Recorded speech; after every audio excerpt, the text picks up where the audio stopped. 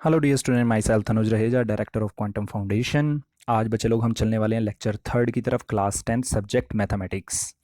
तो बच्चे लोग आज एक्सरसाइज 1.3 स्टार्ट कर लेने से पहले आपको इसकी इंपॉर्टेंस बता दूं।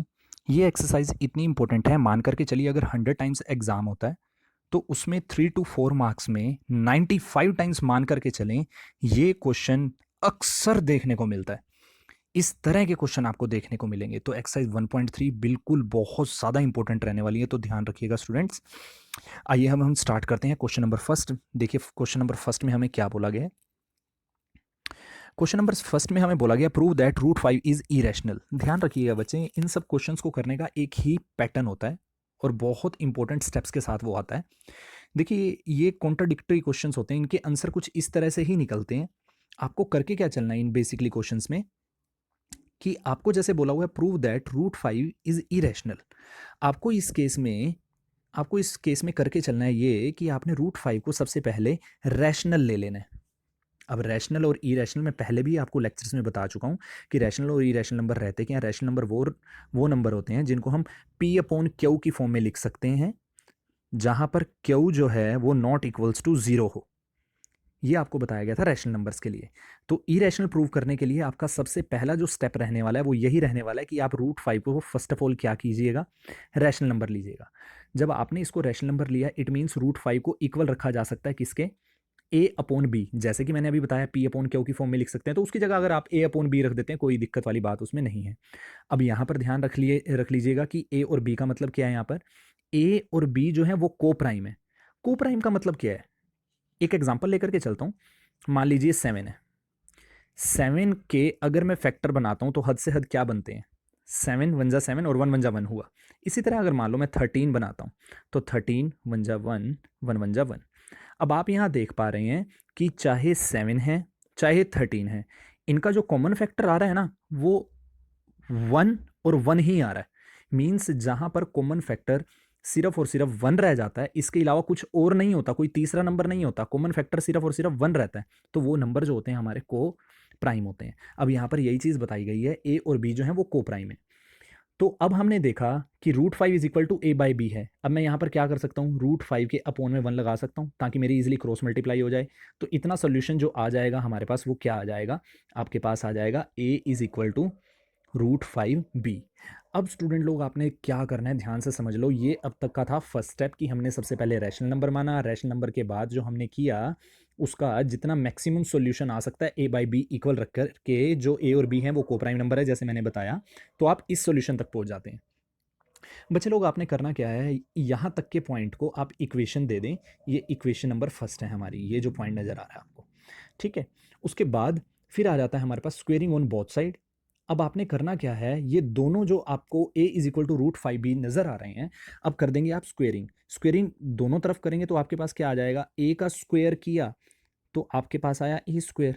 और जब √5B का स्क्वायर कर दें, मीन्स √5B का जब आप स्क्वायर कर देंगे तो क्या आएगा आपके पास, 5B स्क्वायर। अब स्टूडेंट लोग ये हम जब भी रूट्स को सॉल्व करते हैं, मल्टीप्लिकेशंस को, तो अक्सर देखने को मिलता है कि जैसे √5 है, मल्टीप्लाई अगर आप √5 से करोगे तो इसका आंसर 5 आएगा। ये भी मैं आपको बता देता हूँ किस तरीके से होता है, आइए फटाफट देख लेते हैं। देखिए स्टूडेंट लोग, है क्या basically, main thing is that √5 multiply √5 करना है अपन लोगों को। तो अब यहाँ पर देखिए √5 का मतलब है 5 की पावर 1/2, और इसी तरह यहाँ पर भी 5 की पावर क्या हुई, 1/2।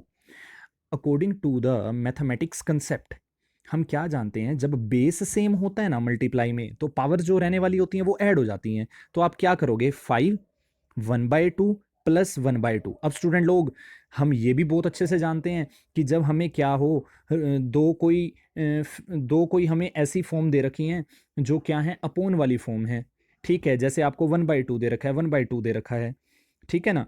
ये जब आपको फॉर्म दे रखी हो, बीच में प्लस या माइनस का साइन हो, तो आप क्या करते हो, हमेशा आप हमेशा और हमेशा एलसीएम सॉल्व करते हो। अब आप जब इसका एलसीएम सॉल्व करोगे 1/2 प्लस 1/2, तो आपके पास क्या आ जाएगा, 2/2 आ जाएगा, और 2 को 2 से कैंसिल करोगे तो 5 की पावर क्या बचती है, 1।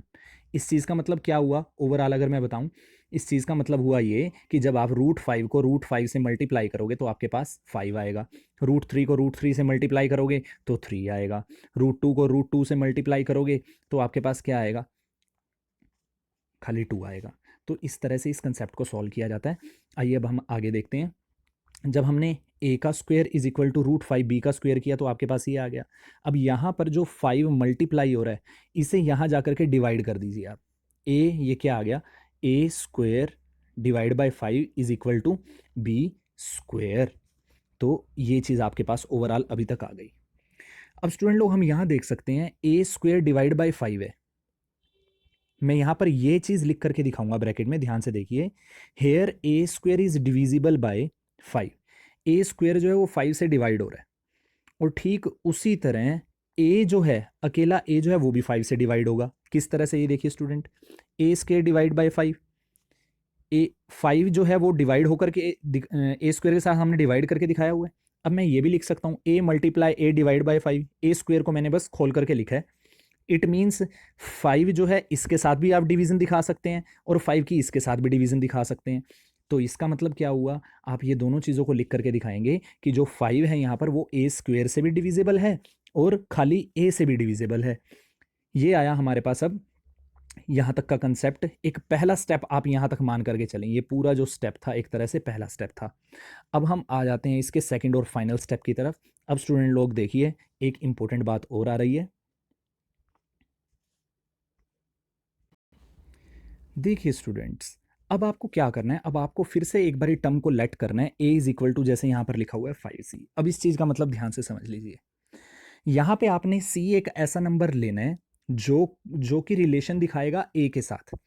मान करके चलिए अगर इस a की प्लेस पर 15 हो तो आपकी c की वैल्यू क्या आ जाएगी, 15/5, यानी कि इसकी वैल्यू आई 3।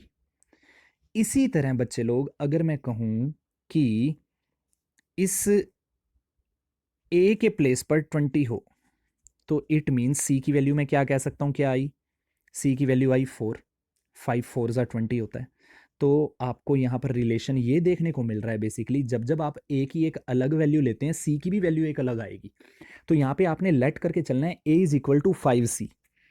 ये आप लेट जो करके चल रहे हैं, इसी कंसेप्ट को आप सेकंड इक्वेशन नेम दे दें। सेकंड इक्वेशन आप इसको नेम दे दें, सॉरी, ठीक है। सेकंड इक्वेशन आपके पास ये थी, और यहाँ स्टूडेंट लोग मैंने बताया था कि इसको आप फर्स्ट इक्वेशन नेम दे दें, ठीक है ना। अब आ जाएं nextly, a is equal to 5c आया, फिर से वही concept, squaring on both side करें तो आपके पास क्या आ जाता है, तो आपके पास आ जाएगा a square is equal to 5c square. जब आपने इसको सॉल्व किया तो ये आया 25c स्क्वेयर। अब ध्यान से देखिए बच्चे लोग कि a स्क्वेयर की जगह मैं क्या लगा सकता हूँ, यहाँ से आया ये, ध्यान से देखिए, a स्क्वेयर की जगह मैं क्या लगा सकता हूँ, 5b स्क्वेयर। वो वैल्यू पुट करी, 5 जो यहाँ मल्टीप्लाई हो रहा था इधर आकर के ये डिवाइड हुआ, तो b स्क्वेयर की वैल्यू क्या आई, b square is equal to 5c square. अब आप यहाँ देख सकते हैं जो ये 5 है यहाँ मल्टीप्लाई हो रहा है, उधर जाकर के डिवाइड कर दें।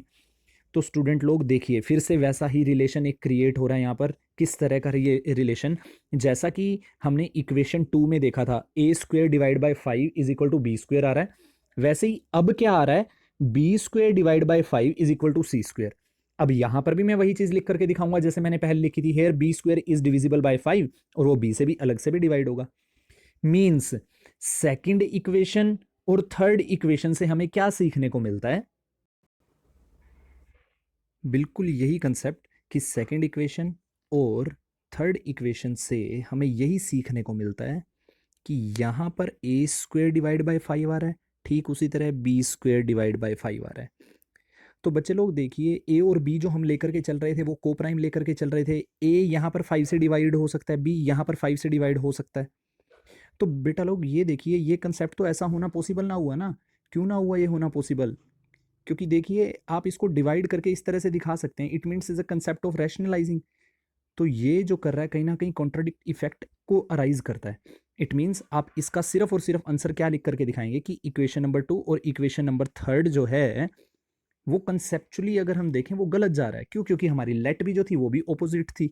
तो आप नीचे क्या लिख करके दिखा देंगे, √5 इज इरेशनल नंबर। ये था बच्चे लोग आपका क्वेश्चन नंबर फर्स्ट। आइए अब हम एक सेकंड क्वेश्चन को उठाते हैं और वो मैं आपको बताने वाला हूँ क्वेश्चन नंबर फर्स्ट से किस तरह से अलग है। देखिए स्टूडेंट्स, अब जो आपके पास क्वेश्चन आ रहा है क्वेश्चन नंबर सेकंड में आपको बोला गया है पहले वाला ही है लेकिन थोड़ा सा एक अलग फॉर्म में आपको दिया हुआ है 3 + 2√5। आपको बोला गया कि आपने प्रूव करके दिखाना है कि ये क्या है, इरेशनल है। तो इसको इरेशनल प्रूव करने के लिए अब हम क्या करेंगे, ध्यान रखिएगा, जब आपको क्वेश्चन या तो सिंगल टर्म में दिया हो, लाइक जैसे आपको √5 दिया हुआ है या फिर 1/√5 दिया हुआ है, तब आप अलग से लिख करके दिखाएंगे कि ए और बी जो आप ले रहे हैं वो को प्राइम ले रहे हैं। लेकिन अगर आपको क्वेश्चन इस तरह से देखने को मिलता है 3 + 2√5 या 2 - 6√2, कुछ इस तरह से क्वेश्चन अगर आपको देखने को मिलता है, तब आपको अलग से लिख करके दिखाने की जरूरत नहीं होती। तब आपका स्टेप इन क्वेश्चंस के लिए क्या चलता होता है, आप सबसे पहले लिख करके दिखाएंगे लेट 3 + 2√5 इज रैशनल नंबर। फिर रैशनल नंबर के इक्वल यानी कि a/b के इक्वल आप इसको रख करके दिखाएंगे, और एक तरफ सिर्फ ये ध्यान रखिएगा रूट वाला डिजिट एक तरफ रह जाना चाहिए, बाकी सब कुछ को उधर ले जाओ। जैसे यहाँ पर 3 पड़ा है, 3 को उधर लेकर के आए हम, तो ये आ गया -3। अब इसका एलसीएम सॉल्व किया हमने तो ये आ गया। अब इसका एलसीएम सोल्व कर लेने के बाद यहाँ जो पड़ा हुआ 2 था, 2 जो मल्टीप्लाई हो रहा था, उसको हमने यहाँ पर क्या कर दिया, डिवाइड कर दिया।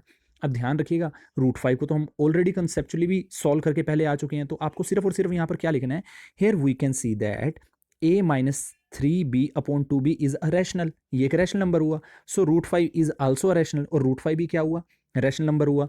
जबकि क्वेश्चन में क्या चल रहा था, लेट करके हम चल रहे थे, तो आप यहाँ पे सिर्फ और सिर्फ ये लिख करके दिखा देंगे। तो √5 जो है वो क्या है, इरेशनल है, क्योंकि हमने सिंगल डिजिट्स को तो पहले भी सॉल्व किया हुआ है ना। तो यहाँ पे आपको अलग से करके दिखाने की जरूरत नहीं है। इस तरह के क्वेश्चन जब भी आएंगे ये समझ लीजिए करने और ज़्यादा छोटे हो जाएंगे। सो 3 + 2√5 इज इरेशनल। बच्चे लोग, थर्ड पार्ट का जो आपकी आने वाली एक्सरसाइज 1.3 है, ये थर्ड पार्ट का बिल्कुल थर्ड क्वेश्चन मैं कहूँ वो बिल्कुल इसी कॉन्सेप्ट पर ही चलेगा, बिल्कुल इसी कॉन्सेप्ट पर। तो बच्चे लोग वो क्वेश्चन मैं आपको करके भी नहीं दिखाने वाला हूँ, मैं आपको थर्ड का फर्स्ट और थर्ड का सेकंड क्वेश्चन जरूर करके दिखाऊंगा, लेकिन थर्ड का थर्ड पार्ट आप खुद प्रैक्टिस के लिए लीजिएगा उसको। आइए हम थर्ड के सबसे पहले हम क्वेश्चन पर चलते हैं, फर्स्ट पर। थर्ड का फर्स्ट जो आ रहा है वो देखिए। देखिए स्टूडेंट्स, अब जो आपके पास पॉइंट आ रहा है उसको ध्यान से देखिएगा। अब आपको करके क्या दिखाना है, अब आपने 1/√2 को क्या प्रूव करके दिखाना है, इसको प्रूव करके दिखाना है इरेशनल। अब आपने करना क्या है बच्चे लोग, डिट्टो आपका कॉन्सेप्ट जो चलने वाला है, फर्स्ट क्वेश्चन वाला चलने वाला है। ये चीज़ मैंने आपको पहले भी बोली, अगर क्वेश्चन ऐसे आ जाए √2 या 1/√2 को इरेशनल प्रूव करो, तब आपको ये फॉर्मेलिटी करके दिखाने की ज़रूरत है। आप लिख करके दिखाएं कि ये कोप्राइम है, अदरवाइज आपको लिख करके दिखाने की भी जरूरत नहीं पड़ेगी। और अगर इस तरह से आ जाए 2 + 2√5 को अगर आपने प्रूव करके दिखाना है, तो आपके लिए क्वेश्चन करना और भी ज़्यादा छोटा हो जाता है, जैसे हमने इससे पहले वाला सेकंड क्वेश्चन भी किया। आइए, अब जैसे कि मैंने आपको बताया कि ये वाला क्वेश्चन जो होना है हमारा बिल्कुल पहले क्वेश्चन के कॉन्सेप्ट पर ही बेस्ड है, तो हम करेंगे क्या, सबसे पहले लेट कर लेंगे 1/√2 is a rational number. Rational number इसको हमने करा तो इसको लिखा क्या जाएगा, 1/√2 is equal to a/b। Here a and b are coprime, ठीक जैसे हमने फर्स्ट क्वेश्चन में किया था। तो a की वैल्यू क्या आ गई, √b। स्क्वायर किया आपने, स्क्वायर करने के बाद आप यहाँ पर पहुंच गए, स्क्वायर करने के बाद आप यहाँ पर पहुंच गए और लिखेंगे क्या, here a² is divisible by 2, so a is divisible by 2, जैसे हमने √5 के लिए फर्स्ट क्वेश्चन में किया था। अब आपने क्या करना है, जैसे वहां हम चल रहे थे a इज इक्वल टू, हमने 5c लिया था, आपको ध्यान होगा। अब हम क्या लेंगे, 2c। तो आप क्या करें, हम स्क्वेयरिंग ऑन बोथ साइड कर दें। अब आपके पास ठीक फर्स्ट क्वेश्चन के साथ ही कंपैरिजन करते चलूंगा बच्चे, ये वाली इक्वेशन आपकी सेकंड इक्वेशन आई, ये फर्स्ट इक्वेशन आई, और ये आ गई आपके पास थर्ड इक्वेशन। तो according to second and according to third equation आपको क्या देखने को मिल रहा है, ये दोनों अपॉन की टर्म में ही जा रही हैं, ठीक है ना। तो आप यहाँ पे क्या लिख करके दिखाएंगे कि equation 2 and equation 3 are there is no coprime, ठीक है ना। तो ये कोप्राइम तो थे नहीं, जबकि ये डिविजिबल हो रहा है, तो ऐसे कैसे हो सकता है कि ये डिविजिबल हो रहा है, तो आप डायरेक्ट उसके बाद लिख करके दिखा सकते हैं 1/√2 इज इरेशनल। बच्चे लोग, एक ही कॉन्सेप्ट पर क्वेश्चन चलते हैं। असल में तो ये क्वेश्चन जब भी बोर्ड में देखा गया बच्चे लोग, बहुत ज़्यादा चांसेस रहते हैं कि आपके नंबर इसमें पूरे ही आए, क्योंकि बच्चों ने भी इसकी खूब प्रैक्टिस की हुई है, स्टेप्स इसके गिने चुने ही होते हैं इसलिए। आइए अब हम चलते हैं इसके सेकंड पॉइंट की तरफ, सेकंड क्वेश्चन की तरफ, थर्ड का सेकंड पार्ट। चलिए बेटा, अब देखिए, अब आपके पास क्वेश्चन आ रहा है 7√5 को आपने इरेशनल प्रूव करना था, तो आप सबसे पहले क्या करेंगे, लेट कर लेंगे 7√5 इज रैशनल। तो इक्वल रखा a/b के, जैसे मैंने आपको पहले ही बताया, यहाँ पे आपको लिख करके दिखाने की जरूरत नहीं है कि ये कोप्राइम है। अब यहाँ पर फिर हम क्या लिखेंगे, √5 को, रूट वाला डिजिट आपने अलग से ही रखना है, इक्वल किसके आ जाएगा, जो कुछ भी वहाँ पर पड़ा है उसको एक तरफ ले आओ। 7 यहाँ पर मल्टीप्लाई हो रहा था, यहाँ जाकर के डिवाइड हो जाएगा। फिर से आप लिख करके दिखाएं, here we can see that a/7b is rational. So root five is also a rational, root five भी वो क्या हुआ, रैशनल हुआ, क्योंकि बेटा देखो यहाँ पर ध्यान से, यहाँ पे चल क्या रहा है कि ये तो हुआ रैशनल नंबर और ये इक्वल किसके आ रहा है, रूट फाइव के भी आ रहा है। इसका मतलब अगर ये इक्वल आ रहा है तो रूट फाइव भी क्या हुआ, ये भी रैशनल नंबर हुआ, जबकि ये कॉन्ट्राडिक्टरी इफेक्ट को दिखा रहा है। But root five is irrational और हम जानते हैं कि रूट फाइव जो है वो इरेशनल है, तो सेवन रूट फाइव भी क्या हुआ, वो इरेशनल हुआ। बच्चे लोग जैसे मैंने आपको पहले बताया कि थर्ड क्वेश्चन आप खुद ही ट्राई कीजिएगा। इसके साथ साथ मैं आपको कुछ और एक्स्ट्रा क्वेश्चंस भी प्रैक्टिस इसके लिए दे रहा हूँ, खूब अच्छे से प्रैक्टिस कीजिए बच्चे। कहीं पर भी अगर प्रॉब्लम आती है बच्चे, तो हमेशा मैं आपके लिए अवेलेबल हूँ। ध्यान रखिए, this is my contact number, कोई भी प्रॉब्लम आए तो इस पर कॉन्टैक्ट कीजिएगा। ठीक है, थैंक यू सो मच।